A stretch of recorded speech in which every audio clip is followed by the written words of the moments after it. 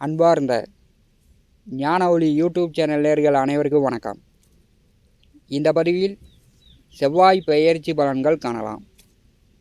நிகழும் மங்களகரமான விசுவாவசு வருடம் மாசி மாதம் 9ஆம் நாள் 21/2/2026 சனிக்கிழமை இரவு செவ்வாய் பகவான் மகர ராசியிலிருந்து கும்பராசிக்கு பெயர்ச்சி ஆகிறார். அடுத்த 40 நாட்கள் ராகுவோடு செவ்வாய் இணைந்து ஒரு ராசியில் கோச்சாரத்தில் சஞ்சாரம் செய்யும்போது ஏற்படும் பொது பலன்கள் காணலாம். கோச்சாரத்தில் ராகு செவ்வாய் இணையும் போது என்ன நடக்கும்?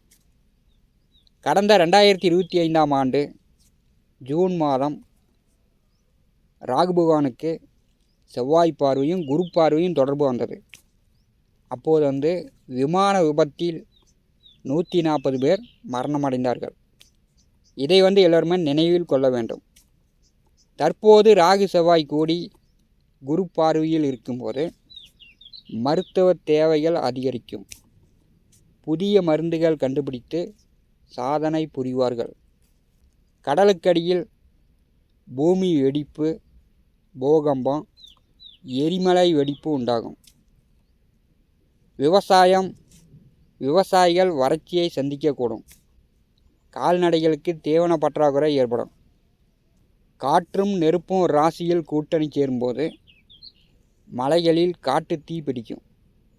பெட்ரோல் பங்க், சாலைகளில் வண்டி வாகனங்கள் விபத்துக்குள்ளாகும்.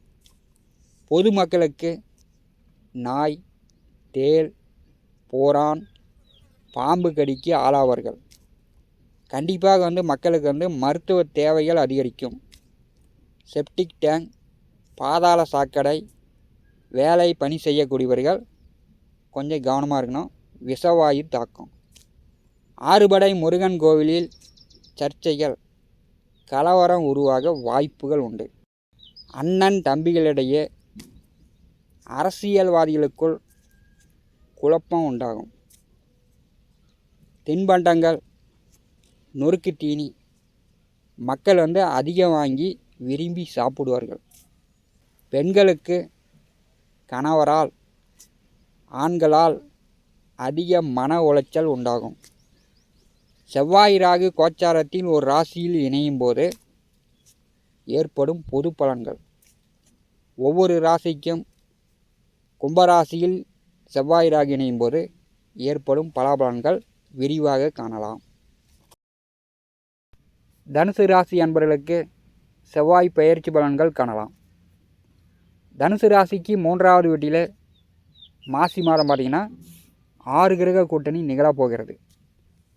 ராகு பகவானை விட்டு சூரியன், சனி, சுக்கிரன், புதன் 4 கிரகங்கள் விலகி விடுவார்கள். ராகுவை நோக்கி செவ்வாய் பகவான் செல்லும்போது அடுத்த 40 நாட்கள் பார்த்திங்கன்னா எலி மாதிரி இருந்த தனுசு ராசி அன்பர்கள் புலி மாதிரி உற்சாகப்படுவீர்கள். 3வது வீட்டிலே கோச்சாரத்தில் செவ்வாய் பகவான் செல்லும்போது நல்ல தைரியம், தன்னம்பிக்கை உண்டாகும். அடுத்த 40 நாட்கள் தைரியமாக எந்த ஒரு காரியத்தையும் நீங்கள் முயற்சி செஞ்சீங்கன்னா உடனே வெற்றி பெறலாம். எதிரிகள், பகையாளி இருக்க மாட்டாங்க. அப்படியே இருந்தாலும் உங்களுக்கு நண்பர்கள் ஆவாங்க. கூட்டாளிகள், நண்பர்களிடத்தில் இந்த காலகட்டத்தில் உதவிகள் கிடைக்கும். தனுசு ராசிக்கு 3வது வீட்டிலே செவ்வாய் பகவான் செல்லும்போது இளைய உடன் பிறந்தவர்களோட மட்டும் இந்த காலகட்டத்தில் சண்டை சச்சரவு இல்லாமல் பார்த்துங்க. 3வது வீட்டிலே ராகுவோடு செவ்வாய் இணைந்து செல்லும்போது அடுத்து வரக்கூடிய 40 நாட்கள் வீடு கட்டலாம். வீட்டு மனையோ, விவசாய நிலமோ, சொத்துக்கள் வாங்கிறதுக்கு வாய்ப்புண்டு. அப்படி இல்லைன்னா தங்க நகை, வெள்ளி நகை ஆபரணங்கள் எடுக்கலாம். படித்த இளைஞர்களுக்கு உங்கள் படிப்புக்கேற்ற வேலை இந்த காலகட்டத்தில் கிடைக்கும். தனியார்லேயோ அரசு வேலையோ அதிக சம்பளத்துடன் வேலை கிடைப்பதற்கு வாய்ப்புண்டு. சிறு தூர பயணம், நீண்ட தூர பயணம், உள்ளூரை விட்டு வெளியூர், வெளிநாடு செல்வதற்கு வாய்ப்புகள் இந்த காலகட்டத்தில் உண்டு. செவ்வாய் ராகுவோடு இணைந்து செல்லும்போது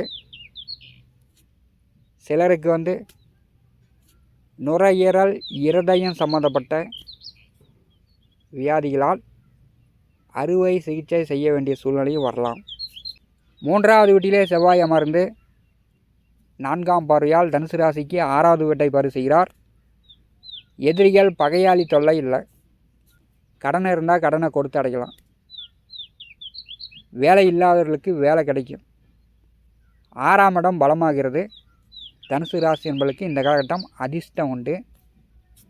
நீங்கள் அதிகாரமாக செயல்படுவீங்க. உங்கள் கை ஓங்கி நிற்கும்.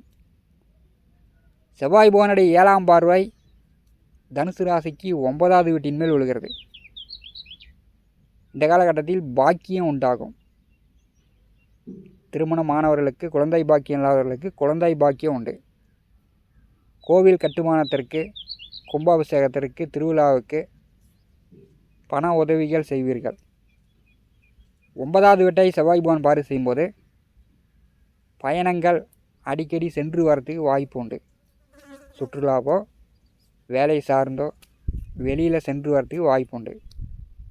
செவ்வாய் புவனுடைய 8ஆம் பார்வை தனுசு ராசிக்கு 10வது வீட்டின் மேல் விழும்போது இந்த காலகட்டத்தில் தொழில் நன்றாக இருக்கும்.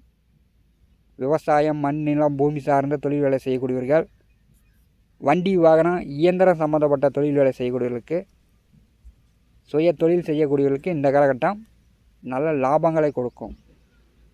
காவல்துறை, இராணுவம், மருத்துவம், யூனிஃபார்ம் சர்வீஸ் வேலை செய்யக்கூடியவர்களுக்கு இந்த காலகட்டம் சிறப்பாக இருக்கும். 3வது வீட்டிலே செவ்வாய் ராகு இணைவு இருக்கும்போது தனுசு ராசி என்பர்கள் அடுத்த 40 நாட்கள் நல்ல காரியங்களுக்கு முயற்சி செய்யுங்க. கண்டிப்பாக உங்களுக்கு வெற்றி உண்டாகும்.